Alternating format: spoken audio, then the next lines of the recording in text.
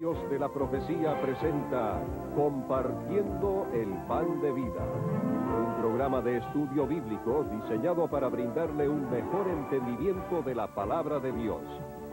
Así que le invitamos a permanecer con nosotros para una interesante media hora de exposición bíblica junto al hermano José Antonio Reyes en Compartiendo el Pan de Vida. Bueno, ahora quiero que abra conmigo la Biblia en el segundo capítulo de Apocalipsis. Vamos a estar leyendo los versículos 1 al 7 del capítulo 2 de este hermoso libro. Dice así la palabra del Señor. Escribe al ángel de la iglesia en Éfeso, el que tiene las 7 estrellas en su diestra, el que anda en medio de los 7 candeleros de oro, dice esto: yo conozco tus obras y tu arduo trabajo y paciencia, y que no puedes soportar a los malos, y has probado a los que se dicen ser apóstoles, y no lo son, y los has hallado mentirosos, y has sufrido, y has tenido paciencia, y has trabajado arduamente por amor de mi nombre, y no has desmayado. Pero tengo contra ti que has dejado tu primer amor. Recuerda, por tanto, de dónde has caído, y arrepiéntete, y haz las primeras obras. Pues si no, vendré pronto a ti y quitaré tu candelero de su lugar, si no te hubieres arrepentido. Pero tienes esto, que aborreces las obras de los nicolaítas, las cuales yo también aborrezco. El que tiene oído, oiga lo que el Espíritu dice a las iglesias. Al que venciere, le daré a comer del árbol de la vida, el cual está en medio del paraíso de Dios. Cuando estudiamos estas 7 iglesias de Asia, es muy importante que nosotros tengamos en cuenta que el Espíritu Santo se dirige por medio del apóstol Juan a estas 7 iglesias que estaban localizadas geográficamente en un punto del Asia Menor. Es decir, que las cartas son dirigidas a iglesias locales que existían literalmente en ese tiempo. En segundo lugar, también estos mensajes a las 7 iglesias tienen una aplicación personal para tu vida, para mi vida. Es decir, que cada creyente en cualquier parte del mundo, en cualquier tiempo, se puede identificar con Éfeso, o se puede identificar con Tiatira o con Sardis. Cada uno de ustedes tiene una vida espiritual muy parecida a las de estas iglesias. En tercer lugar, el mensaje a estas 7 iglesias es un mensaje profético, es un mensaje escatológico. O sea, que cada una de estas 7 iglesias representa un periodo histórico de la iglesia hasta que ésta se vaya con Cristo en el rapto. Así es que es muy importante. ¿Por qué el Espíritu Santo escogió 7 iglesias? ¿Por qué 7? ¿Por qué no son 8 o 10? Había más de 7 iglesias en el tiempo cuando se escribe el libro de Revelación, pero es importante que nosotros sabemos que el número 7 es muy especial en la Biblia, porque es el número que habla de perfección. Desde el principio, cuando Dios creó los colores, creó 7 colores. Cuando creó el sonido, hay 7 notas en la música. Cuando Cristo habló desde la cruz, habló de 7 palabras. Y el número 7 en el libro de Apocalipsis aparece más de 50 veces, fíjese, porque es el número de perfección, de estar completo algo. Por ejemplo, aquí se habla de las 7 iglesias, más tarde se habla de los 7 espíritus, luego se habla, por ejemplo, de los 7 sellos, de las 7 trompetas, de las 7 copas, y por 54 ocasiones el número 7 aparece en el libro de Apocalipsis, porque estas 7 iglesias, recuerden, representan la iglesia del Señor a través de los tiempos, hasta el tiempo en que ésta se vaya en el rapto con el Señor Jesucristo. También es importante reconocer cuando estudiamos el mensaje a las 7 iglesias de Asia que hay un bosquejo para estudiar el libro de Apocalipsis que el Señor nos los dejó en el capítulo 1 y verso 19 de este libro. Ahí está el bosquejo del libro. Cristo le dice a Juan que escribiera acerca de lo siguiente. Dice, escribe las cosas que has visto, o sea, las cosas pasadas, la visión que Juan había tenido de Jesús en la isla de Patmos. Luego le dice, escribe las cosas que son. Y estas se refieren a lo que existía actualmente en las iglesias locales. Por ejemplo, la visión de Cristo, la primera parte del libro de Apocalipsis, la primera parte de ese bosquejo del capítulo 1 de Apocalipsis.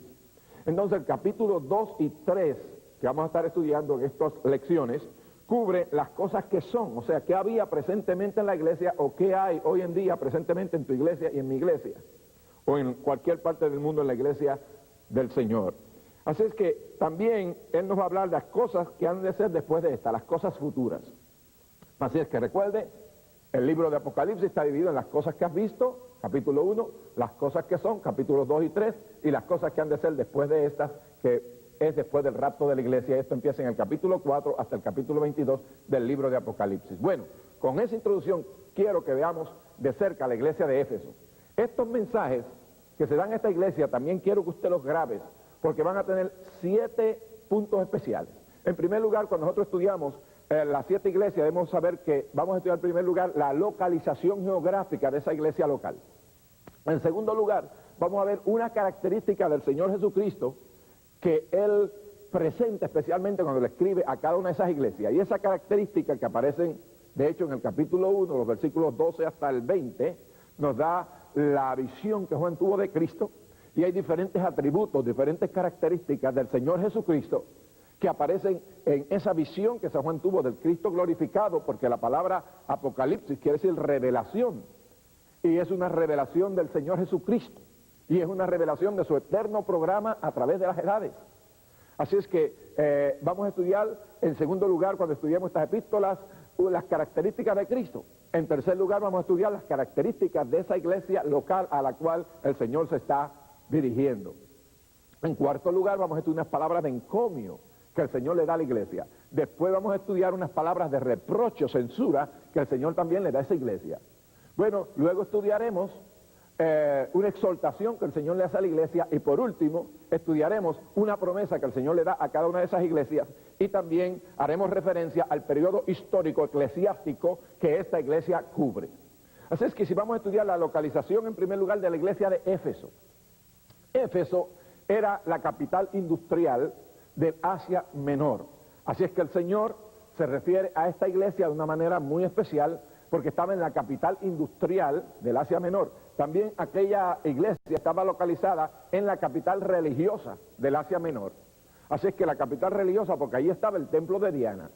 El templo de Diana estaba localizada en aquel lugar, y el templo de Diana era una de las maravillas del mundo antiguo. La gente de Éfeso estaba dedicada a la adoración de Diana. Este templo pues cubría como 2 bloques de extensión de una urbanización o de un caserío. Este templo pues tenía columnas alrededor, muchas de ellas estaban cubiertas por oro. El templo estaba hecho en mármol que se trajo de Persia.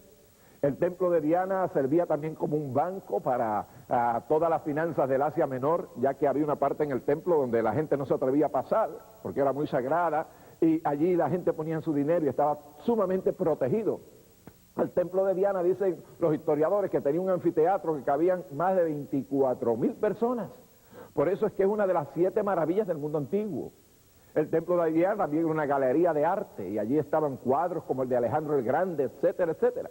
Así es que eran cuadros famosos y pinturas y esculturas de ese tiempo. También a la ciudad de Éfeso se le llamaba la Feria de las Vanidades, porque allí había toda clase de adoración pagana, toda clase de maldad, todo paganismo, toda lujuria, porque Diana era la diosa de la fertilidad. Ella era Epafrodita, estaba cubierta por pechos por todas partes. Dentro del templo, en el centro, tenían la imagen de oro de Diana, y ella tenía prostitutas, que eran prostitutas sacras, lo que se llama. Así que se practicaba la prostitución sacra como parte de la religión de aquel lugar. Así que es sumamente interesante el que nosotros notemos que el Señor, al dirigirse a esta iglesia, se dirige a una ciudad específica, muy grande, muy importante, capital industrial de ese tiempo en que se escribe. Bueno, la iglesia de Éfeso, si nosotros estudiamos un poco en la Biblia, encontramos en el capítulo 19 de los Hechos que el apóstol Pablo un día llegó a esa ciudad pagana, la penetró en el poder del Espíritu Santo, y aquella iglesia empezó a crecer de una manera preciosa. En el tercer viaje, el apóstol Pablo establece esta iglesia de Éfeso. Luego se queda allí por 3 años, imagínense, qué bien enseñada estaba esa iglesia. Esta iglesia se convirtió en una iglesia dinámica. Dice el capítulo 19 y verso 6 de los Hechos que toda el Asia fue evangelizada por medio de aquella iglesia de Éfeso.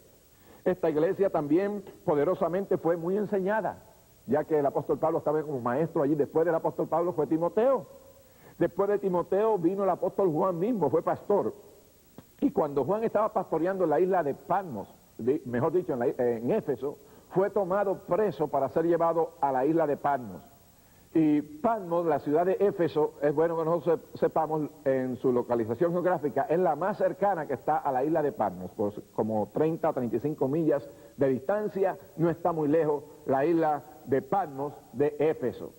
Y desde allí San Juan le escribe a esta iglesia. Así es que es importante ver qué características el Señor Jesucristo presenta cuando se le dirige a esta iglesia. Vamos a ver el versículo 1, dice, escribe al ángel de la iglesia en Éfeso, el que tiene las 7 estrellas en su diestra, el que anda en medio de los 7 candeleros de oro, dice esto. Así es que el Señor Jesucristo se presenta como el que tiene las 7 estrellas a su diestra. ¿Qué representan esas 7 estrellas? Representan los pastores de esa iglesia. Las 7 iglesias representan los 7 pastores. ¿Qué representan los 7 candeleros de oro? Representan las 7 iglesias. Y el Señor se presenta como el que tiene los pastores a su derecha, Él tiene autoridad sobre ellos, Él cuida de ellos, porque la derecha del Señor es una derecha de autoridad. Y también las 7 iglesias, quiere decir que el Señor es el que examina su iglesia, y como un candelero que es la iglesia, el Señor siempre está caminando dentro de ella, examinando qué es lo que hay en ella. Bueno, ya vemos las características del Señor Jesucristo. Ahora miremos la característica de la iglesia de Éfeso. ¿Qué quiere decir la palabra Éfeso? Éfeso quiere decir deseable. La iglesia de Éfeso es la iglesia del tiempo apostólico, representa a la iglesia en el primer siglo. Y era una iglesia deseable porque era una iglesia que tenía unas características hermosas que las quiero estudiar con usted. En primer lugar, era una iglesia dinámica. Fíjese cómo dice la palabra, yo conozco tus obras. Era una iglesia de muchas obras. Recuerde, era una iglesia que evangelizaba, una iglesia dinámica en el evangelismo. Era una iglesia dinámica también en la enseñanza, continuamente era un centro de enseñanza bíblica. De hecho, la epístola más profunda que hay en toda la Biblia acerca de la iglesia es la epístola a los Éfesos.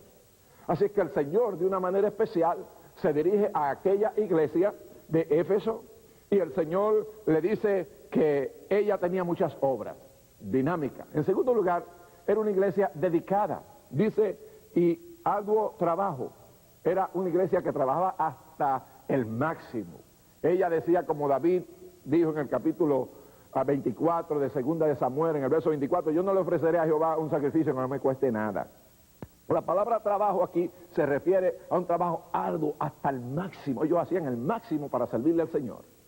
En tercer lugar, era una iglesia disciplinada, dice, y que no puede soportar a los malos. Esta iglesia actuaba contra el pecado de una manera decisiva. Cada vez que el pecado asomaba su feo rostro, esta iglesia lo quitaba de su medio. Era una iglesia disciplinada. También era una iglesia determinada. Fíjese como dice el verso 3, y has sufrido y has tenido paciencia y has trabajado arduamente por amor a mi nombre. Era una iglesia determinada. Ella era determinada en el sufrimiento.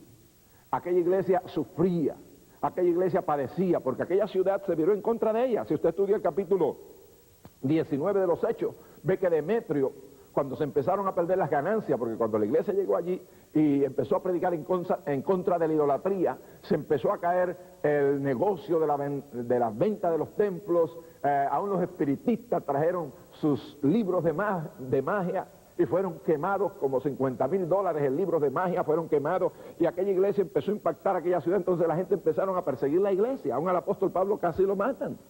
Estudie bien el capítulo 19, de una iglesia que era determinada en medio del trabajo, era paciente en medio del trabajo, y era paciente también en medio del sufrimiento.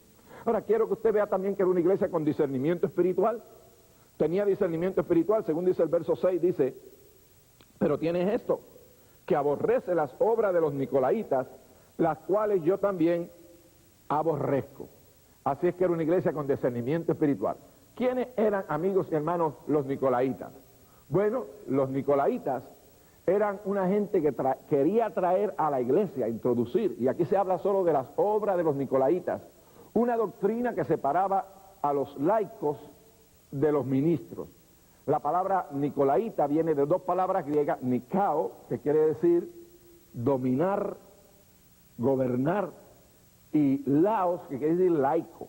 Fue el primer intento que se hizo entre separar la iglesia. Recuerde que la iglesia en el principio eran uno.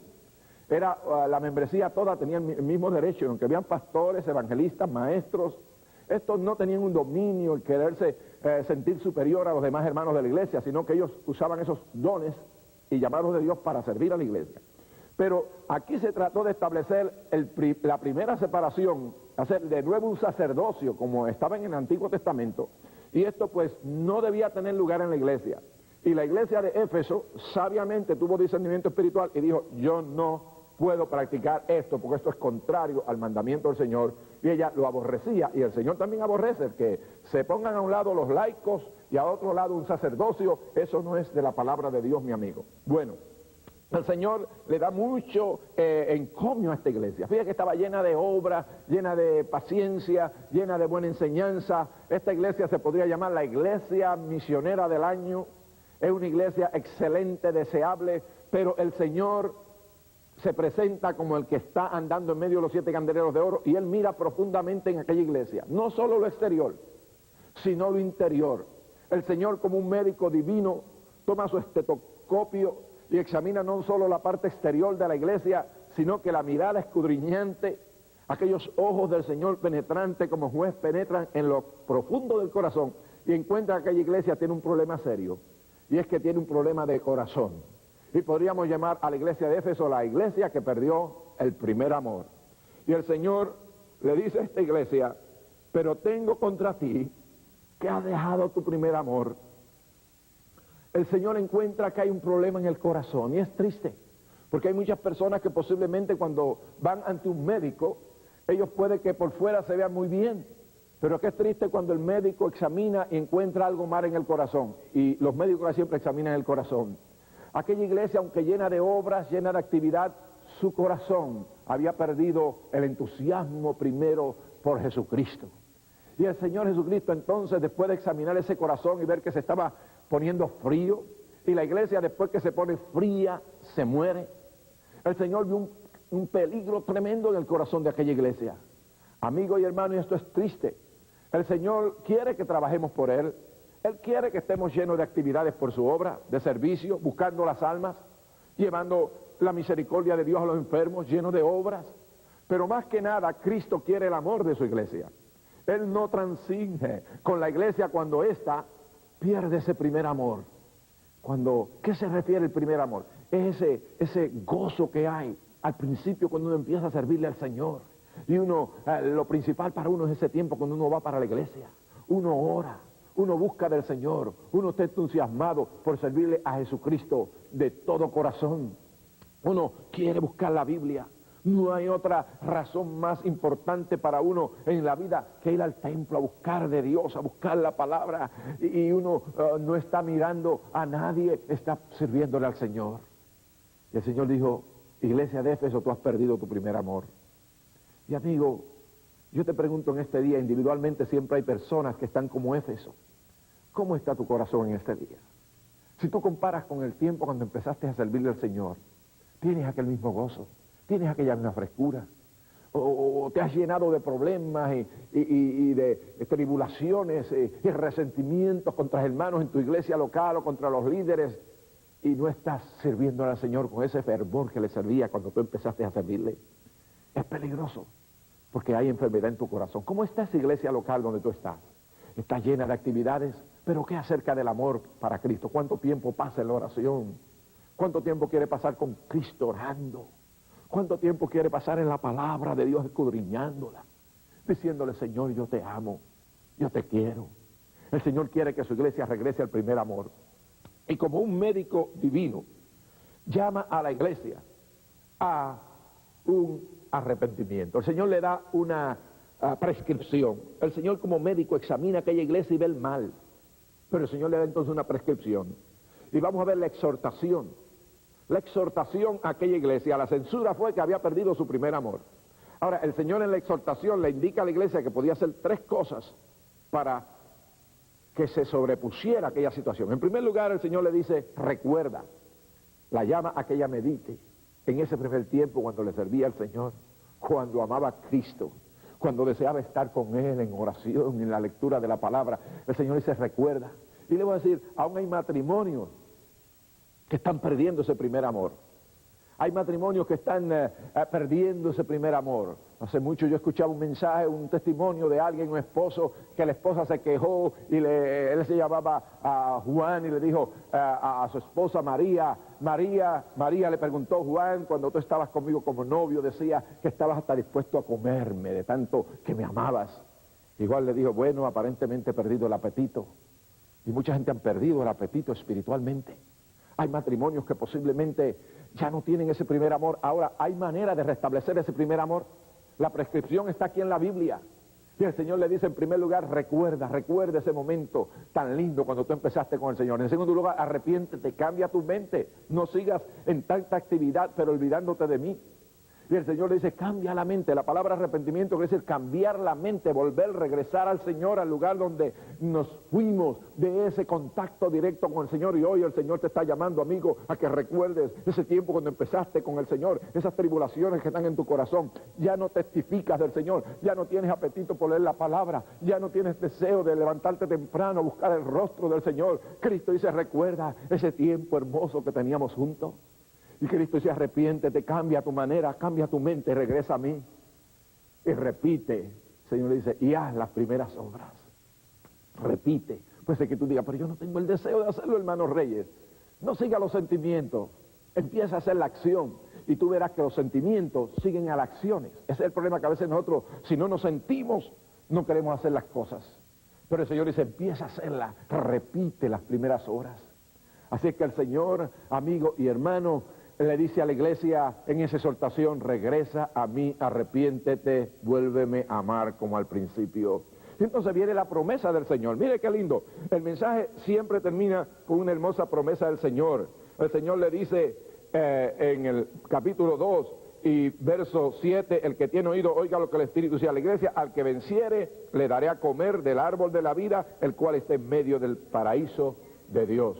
Qué interesante, qué bello esta promesa que el Señor le hace a su iglesia. El árbol de la vida lo encontramos por primera vez en el capítulo 3 de Génesis. Recuerda ustedes, cuando el hombre pecó, él perdió el acceso al árbol de la vida. Pero en el libro de Apocalipsis el Señor le promete a los creyentes que sean vencedores, que van a comer del árbol de la vida. Y en el capítulo 22 de Apocalipsis, de hecho en el último capítulo de este libro, encontramos que el árbol de la vida se restablece de nuevo. Y los creyentes que sean fieles al Señor podrán tener el derecho. El hombre nunca comió del árbol de la vida porque siempre hubiera vivido en pecado. Pero usted y yo vamos a tener el privilegio, si somos vencedores, de comer del árbol de la vida. Siempre en estos mensajes, el Señor dice, el que tiene oído para oír, oiga lo que el Espíritu dice a las iglesias. A veces uno puede que escuche, pero no oiga. ¿Usted sabe la diferencia que hay entre escuchar y oír?